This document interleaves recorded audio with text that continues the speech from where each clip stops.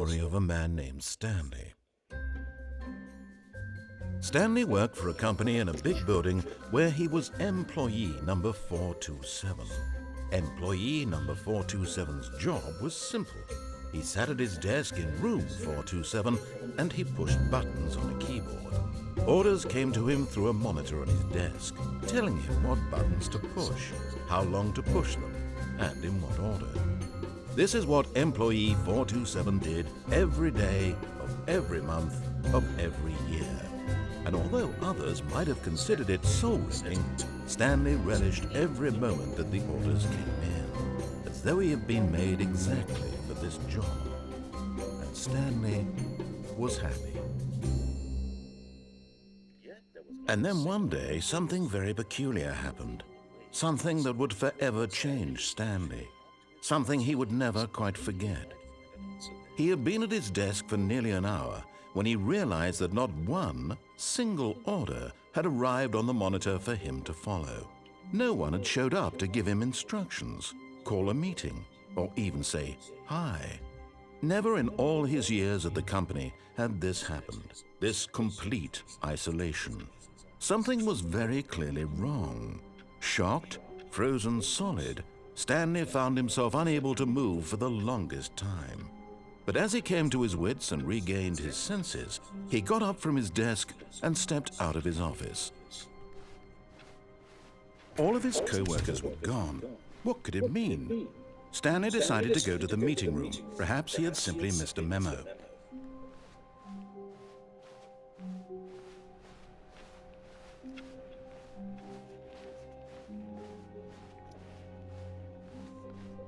When Stanley came to a set of two open doors, he entered the door on his left.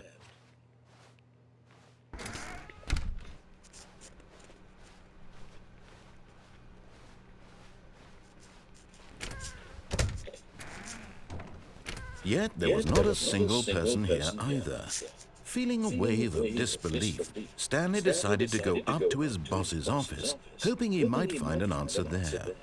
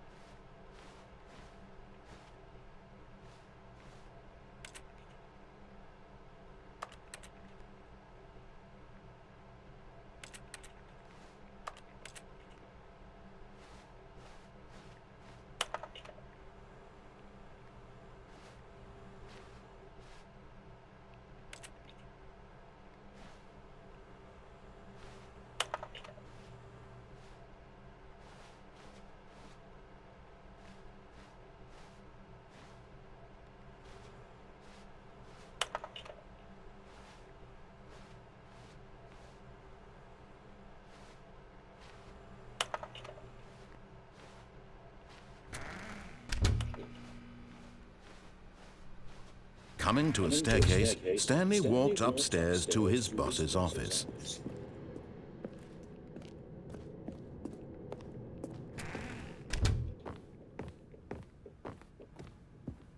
Stepping into his manager's office, Stanley was once again stunned to discover not an indication of any human life. Shocked, unraveled, Stanley wondered in disbelief who orchestrated this. What dark secret was being held from him?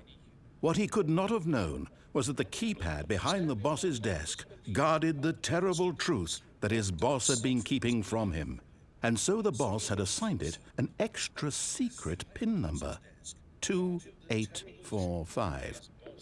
But of course, Stanley couldn't possibly have known this.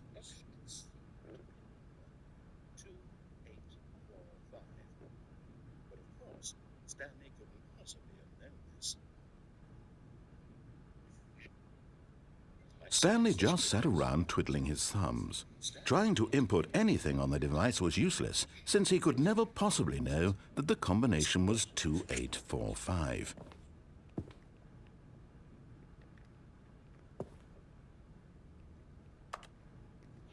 Two, 845.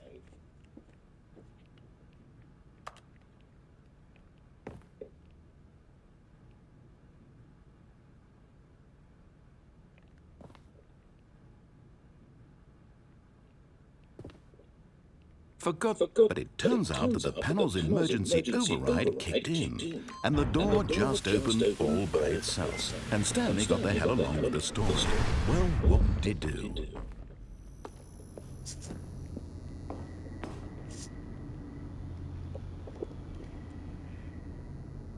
Stepped into the newly opened passageway.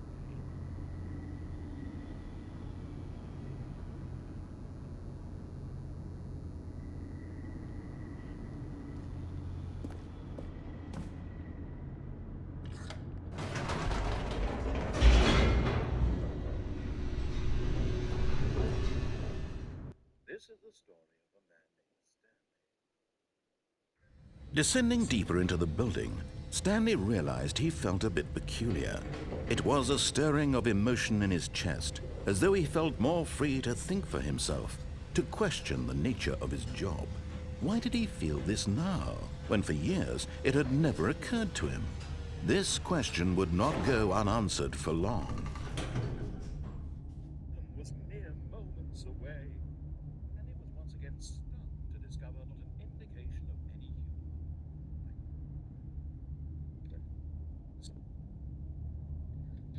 Now the monitors jumped to life, their true nature revealed. Each bore the number of an employee.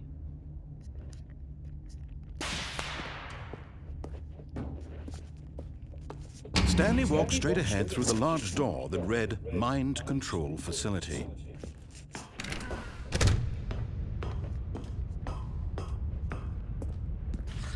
The lights rose on an enormous room packed with television screens.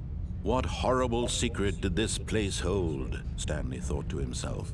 Did he have the strength to find out?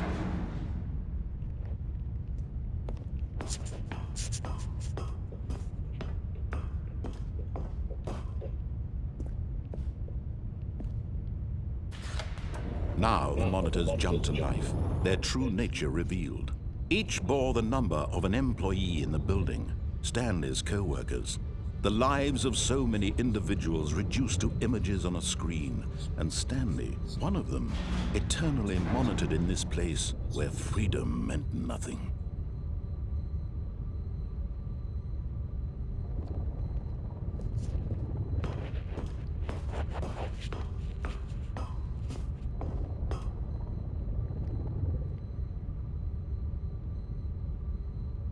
This is the story. The emergency override kicked in, and the door jumped.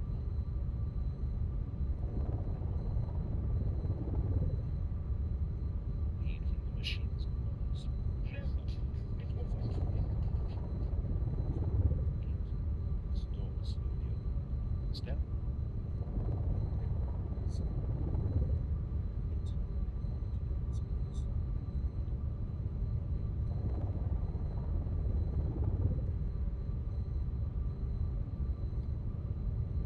This mind control facility is too hard to believe in combination.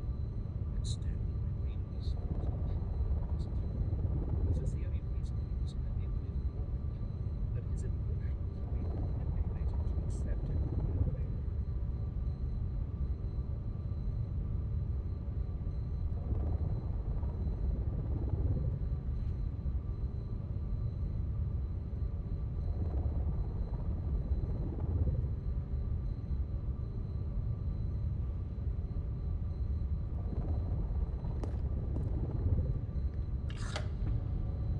This mind control facility, it was too horrible to believe. It couldn't be true. Had Stanley really been under someone's control all this time? Was this the only reason he was happy with his boring job? That his emotions had been manipulated to accept it blindly?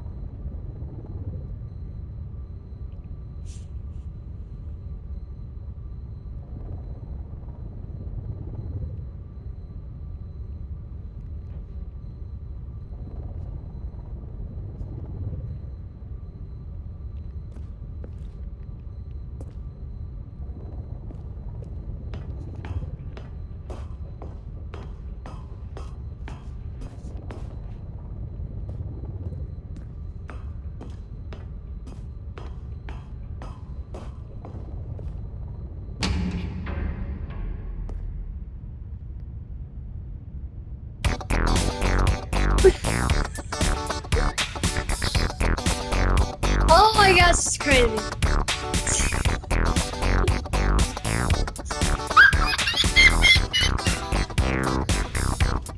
Oh my god, it's crazy.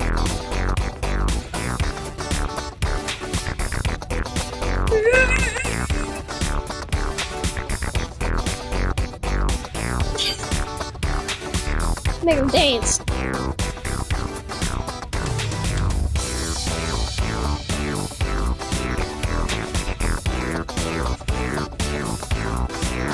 No, he refused to believe it. He couldn't accept it. His own life in someone else's control? Never! It was unthinkable, wasn't it? Was it even possible? Had he truly spent his entire life utterly blind to the world? Alright, party time. But here was the proof. The heart of the operation. Controls labeled with emotions. Happy, or sad, or content. Walking, eating, working. All of it monitored and commanded from this very place. And as the cold reality of his past began to sink in, Stanley decided that this machinery would never...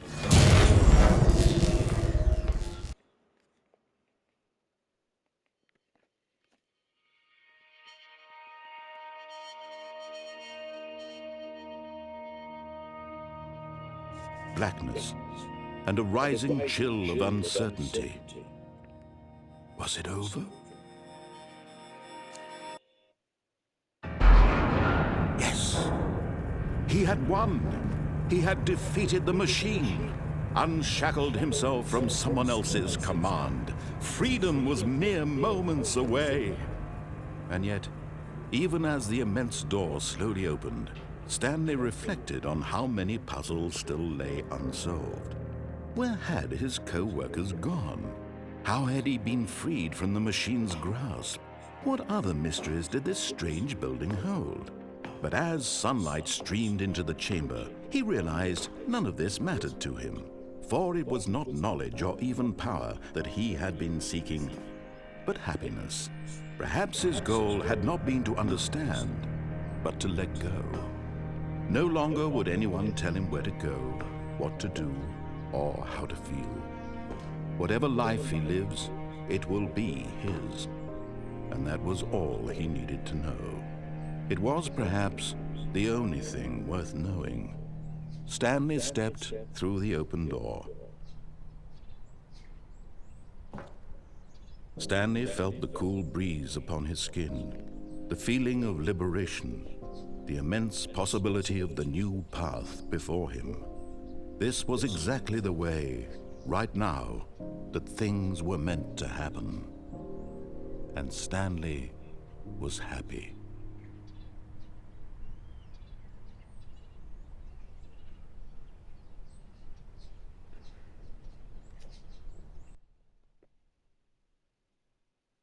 Perhaps his goal had not been to understand.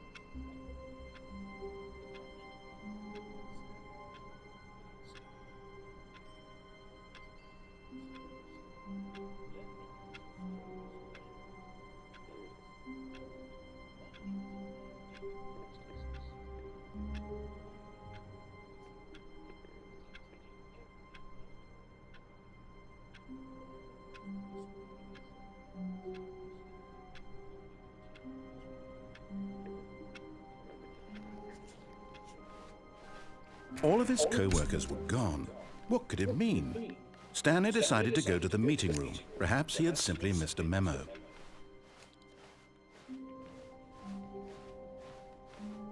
When Stanley came to a set of 2 open doors, he entered the door on his left.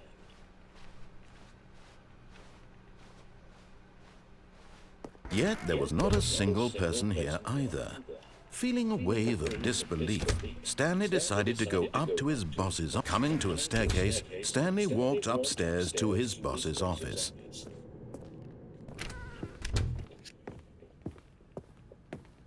Stepping into his manager's office, Stanley was once again stunned to discover not an indication of any human life.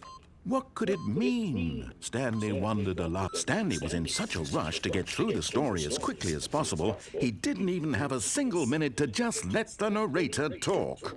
That kind of anxiety isn't healthy, so he relaxed for a few moments with some calming New Age music.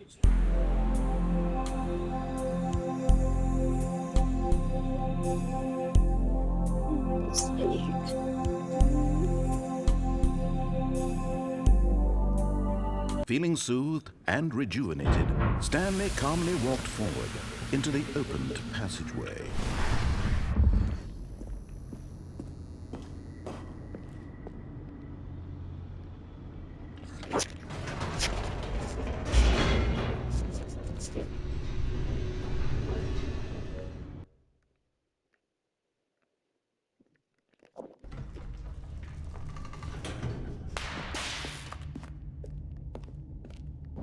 Stanley walked straight ahead through the large door that read Mind Control Facility. Although this passageway had the word escape written on it, the truth was that at the end of this hall, Stanley would meet his violent death. The door behind him was not shut. Stanley still had every opportunity to turn around and get back on track. At this point, Stanley was making a conscious, concerted effort to walk forward and willingly confront his death.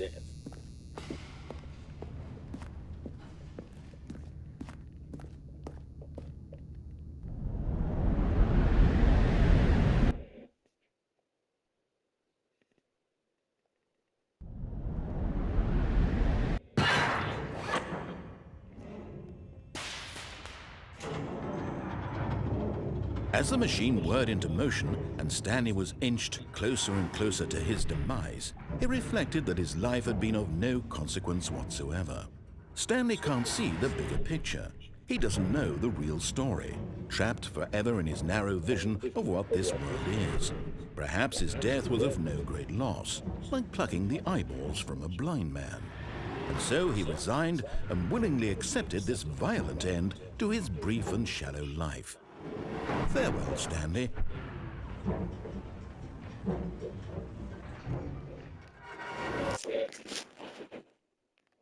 Farewell, Stanley, cried the narrator, as Stanley was led helplessly into the enormous metal jaws.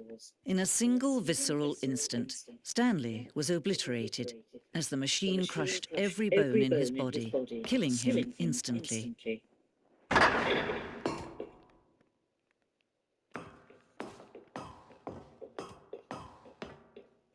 And yet it would be just a few minutes before Stanley would restart the game, back in his office, as alive as ever. What exactly did the narrator think he was going to accomplish? When every path you can walk has been created for you long in advance, death becomes meaningless, making life the same. Do you see now? Do you see that Stanley was already dead from the moment he hit start?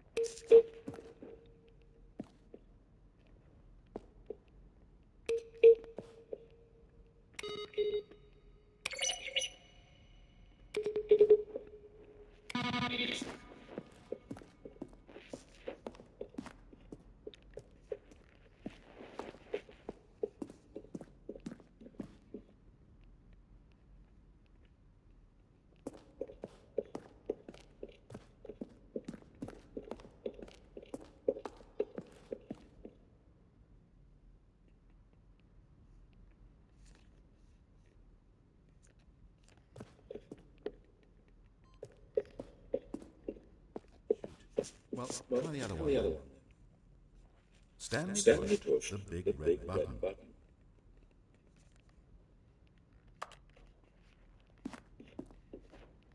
Now look closely, Stanley.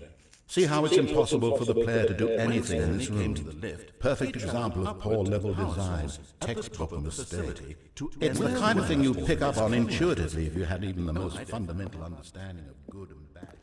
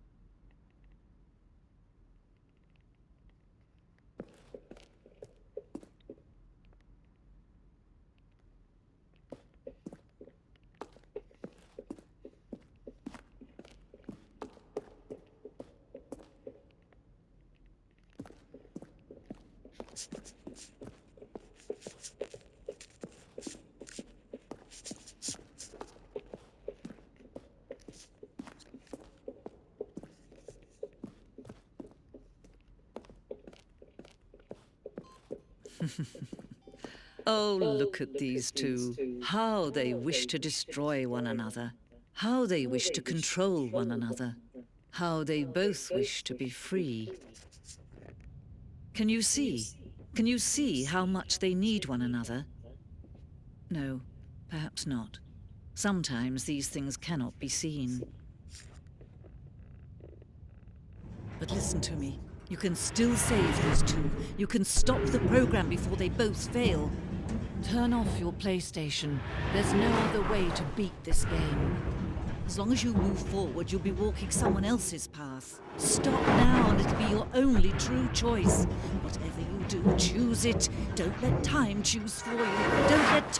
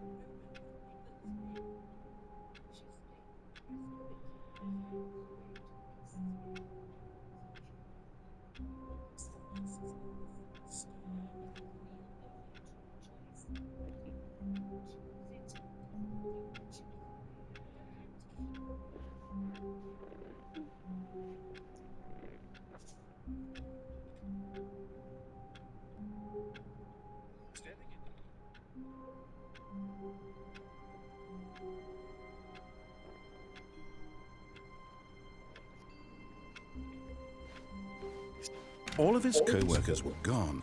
What could it mean? Stanley decided to go to the meeting room. Perhaps he had simply missed a memo.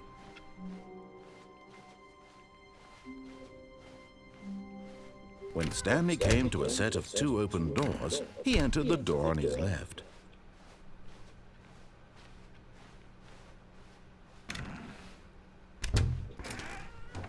Yet there was not a single person here either. Feeling a wave of disbelief, Stanley decided to go up to his boss's office. Coming to a staircase, Stanley walked upstairs to his boss's office.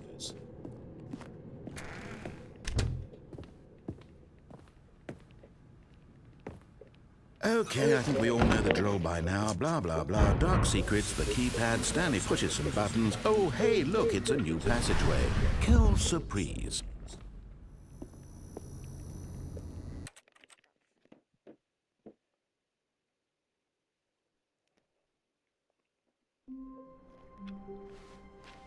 All of his co-workers were gone. What could it mean? Stanley decided to go to the meeting room. Perhaps he had simply missed a memo.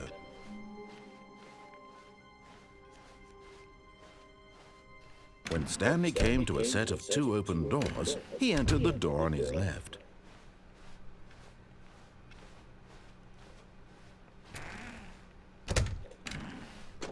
Yet there was not a single person here either. Feeling a wave of disbelief, Stanley decided to go up to his boss's office. Coming to a staircase, Stanley walked upstairs to his boss's office.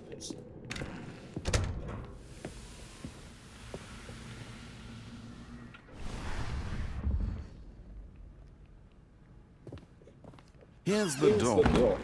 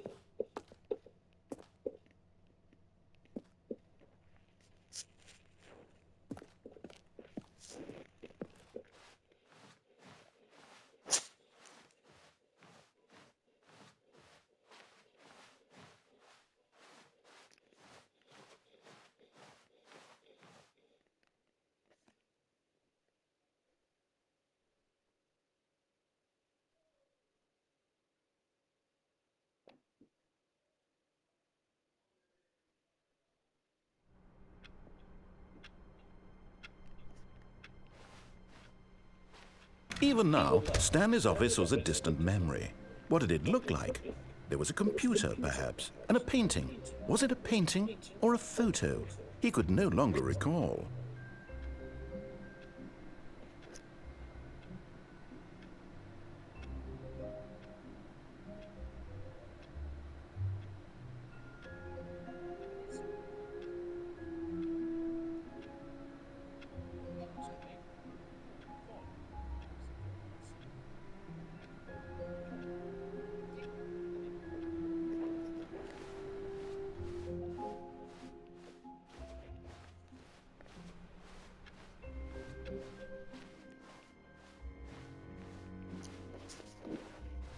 When Stanley came to a set of two open doors, he entered the door on his left.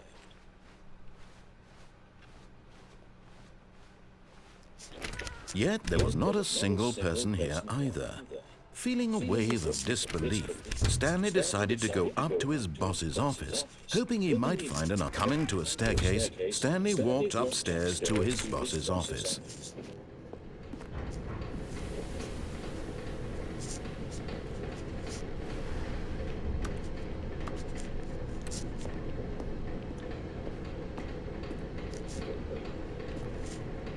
But Stanley just couldn't do it.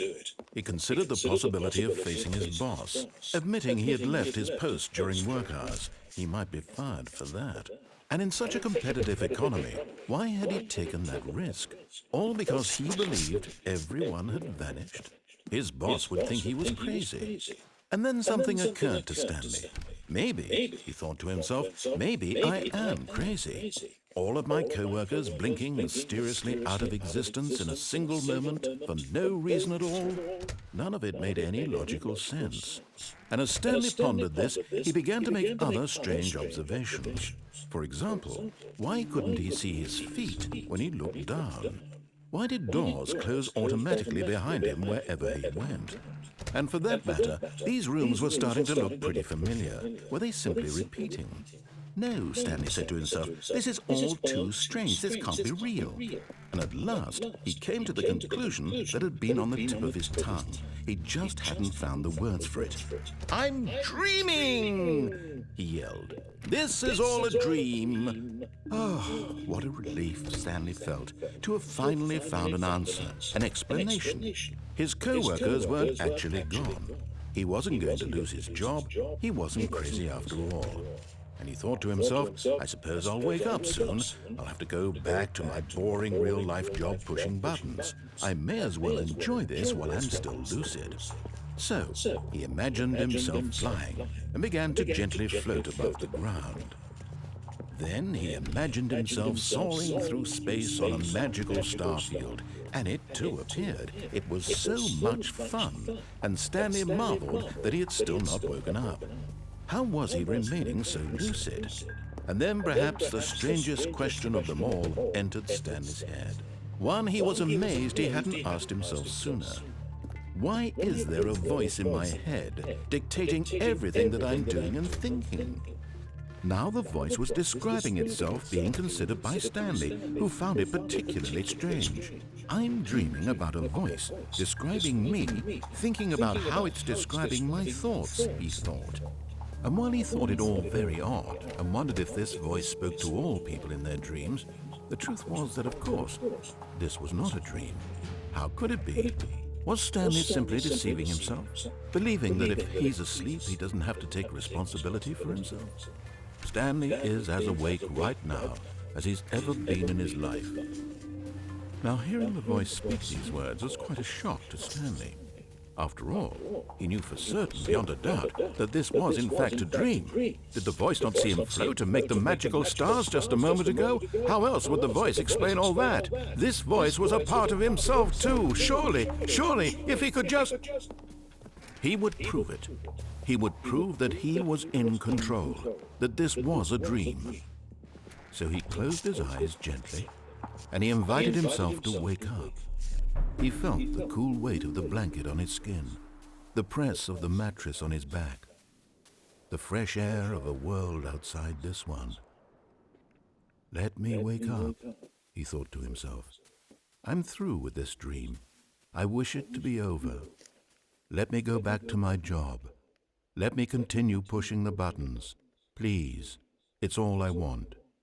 I want my apartment, and my wife, and my job. All I want is my life exactly the way it's always been. My life is normal. I am normal. Everything will be fine. I am okay.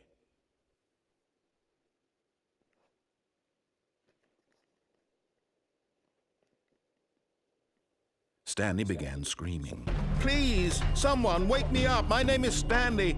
I have a boss. I have an office. I am real. Please, just someone tell me I am real. I must be real. I must be. Can anyone hear my voice? Who am I? Who am I?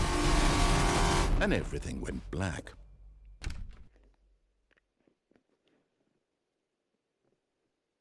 This is the story of a woman named Mariella.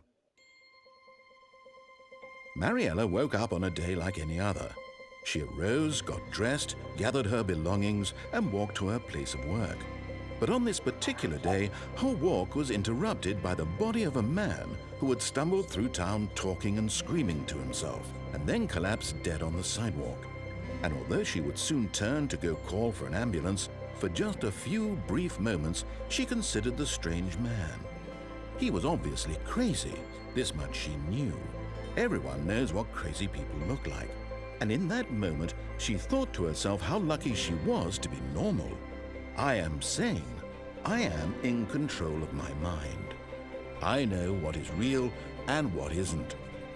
It was comforting to think this, and in a certain way, seeing this man made her feel better. But then she remembered the meeting she had scheduled for that day, the very important people whose impressions of her would affect her career, and by extension, the rest of her life. She had no time for this, so it was only a moment that she stood there, staring down at the body. And then she turned and ran.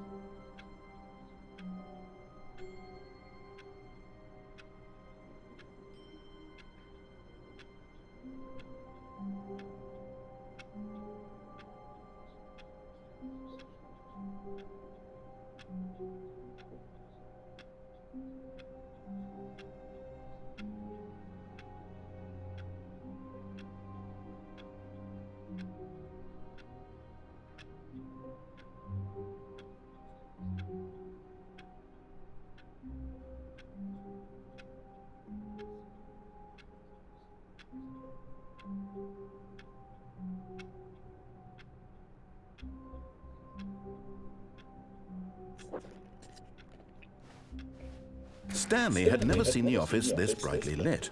Was it a sign of something? He hoped it was. He hoped very much that it was.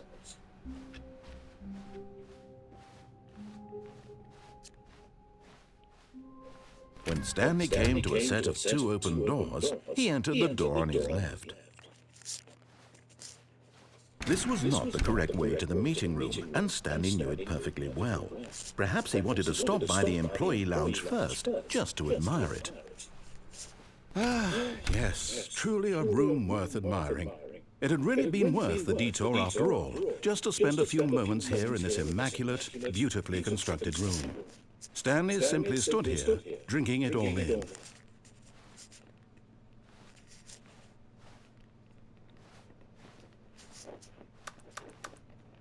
Yes, really worth it being here in the room. A room so utterly captivating that even though all your co-workers have mysteriously vanished, here you sit looking at these chairs and some paintings. Really worth it.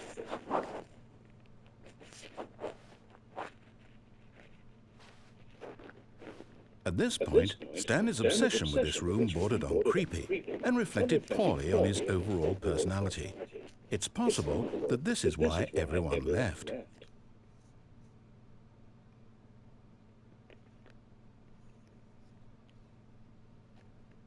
Stanley sat around waiting for more dialogue, but when a long time had passed and there was no more, he decided that the game was trying to send him a message.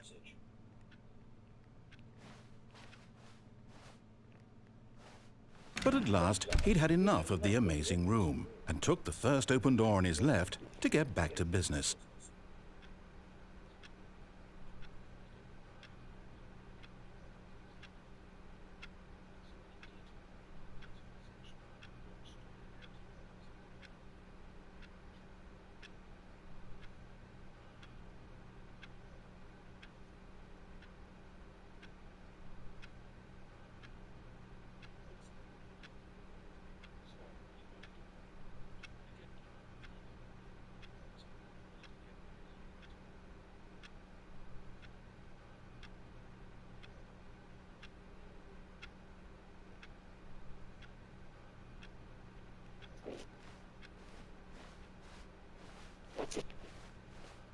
And so he detoured through the maintenance section, walked straight ahead to the opposite door, and got back on track.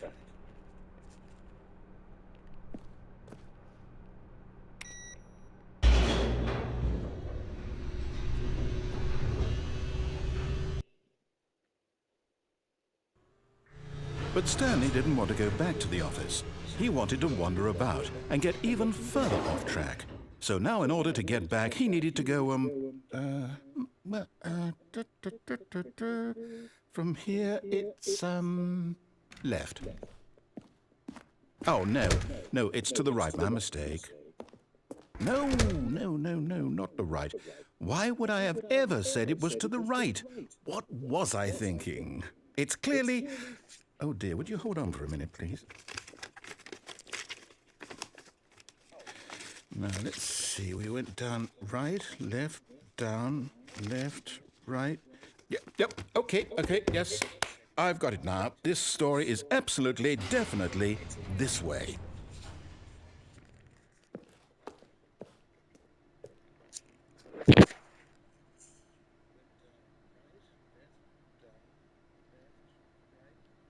Yep, okay, yes.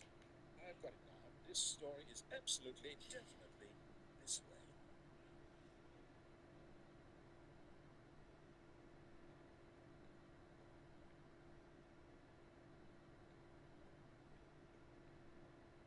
This isn't right at all. You're not supposed to be here yet. This is all a spoiler. Look, Stanley, close your eyes.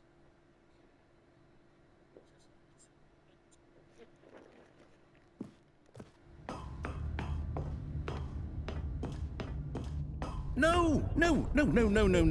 This isn't right at all. You're not supposed to be here yet. This is all a spoiler. Quick, Stanley, close your eyes. Okay. We just have to get back to, oh, who am I kidding? It's all rubbish now. The whole story completely unusable. How about, rather than waste my time trying to salvage this nonsense, we'll just restart the game from the beginning. And this time, suppose we don't wander so far off track, Okay, from the top. This nonsense, we'll just restart the game. This time, suppose we don't wander so far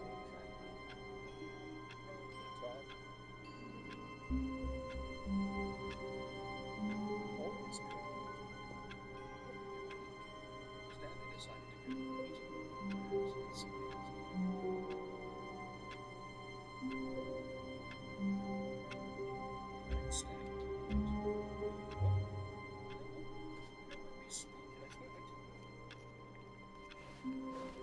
All of his co-workers were gone.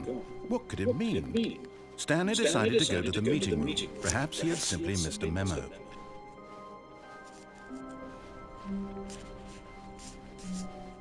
When Stanley... Wait, what? No, no, I restarted. I swear, I definitely restarted the game over, completely fresh. Everything should be... Or did something change?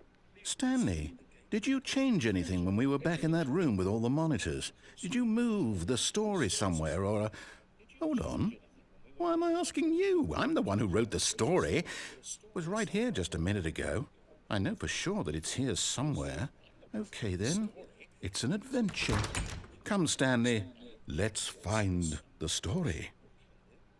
It's an adventure. Come, Stanley. Let's find the story.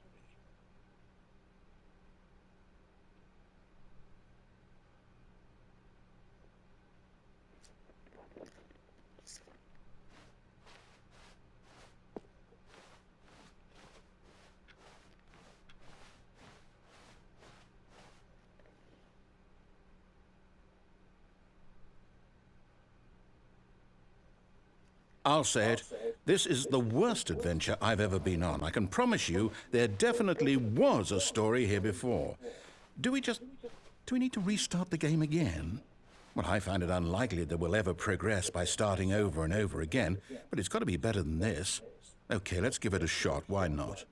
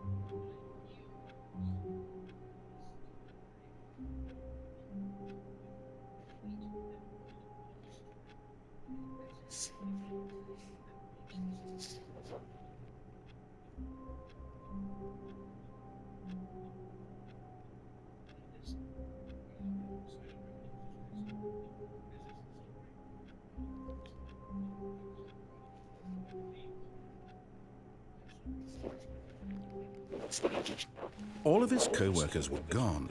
What could it mean? Stanley decided to go to the meeting room. Perhaps he had simply missed a memo.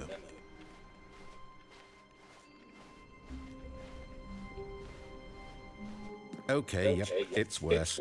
I might be remembering this wrong. It's possible the story is back where we just came from. Why don't we go back the other direction and see if we missed anything?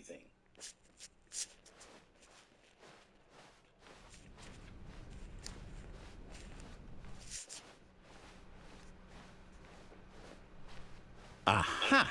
I knew we'd missed something. The story. Here it comes. No, wait, never mind. Not the story. Okay, let's head back the other way and retrace our steps.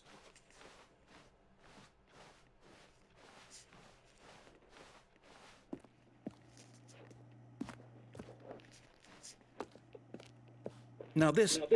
Well, I'll be honest, I don't recognize this place at all. Is this the story? I don't think so. I can't quite recall, but I believe my story took place in an office building. Is that correct? Do you remember, Stanley? Well, do you know what? Since I've completely forgotten what we were supposed to be doing, how about this? You win! Congratulations! I know you put in a lot of hard work, and it really paid off, so good job. Oh, no. No, I don't feel right about this at all. We both know you didn't put in any actual work for that win. Some people win fair and square, and this was not one of those situations. Okay, I'm getting weirded out by whatever this place is. I don't care what might happen this time. I have to restart.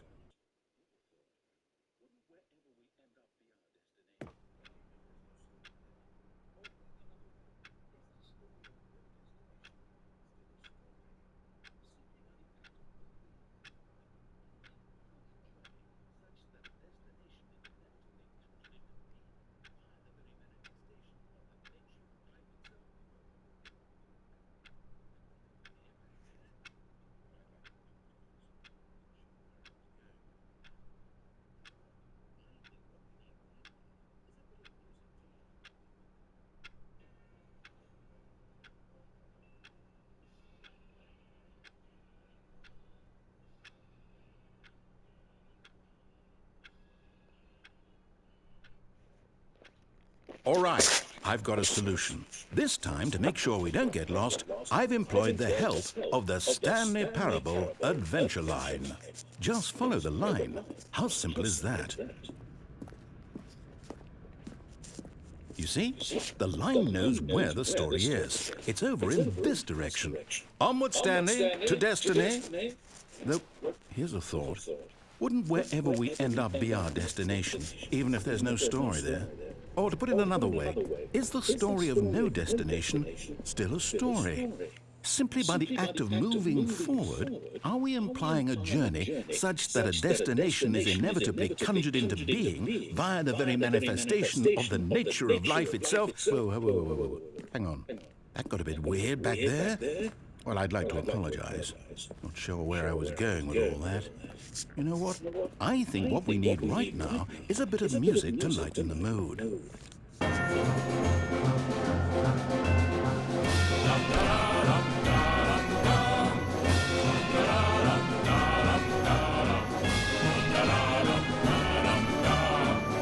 Wait, cut the music. Go back and look at that fern. Stanley, this fern will be very important later in the story. Make sure... Wait, we're back at the office? No. Line, you do know we're looking for the Stanley Parable, right? The story? Oh, no, not again. Line, how could you have done this to us? And after we trusted you, after everything we've been through, you... Oh, I can't take this anymore. To hell with it. Restart. Restart.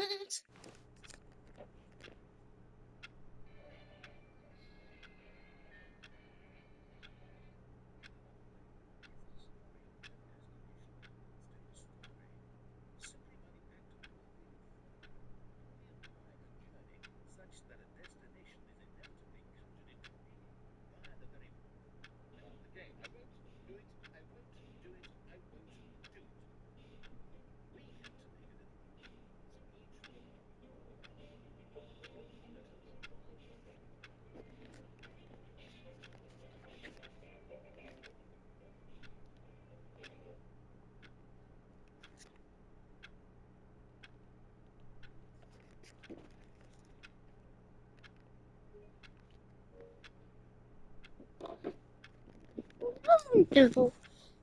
No, not again.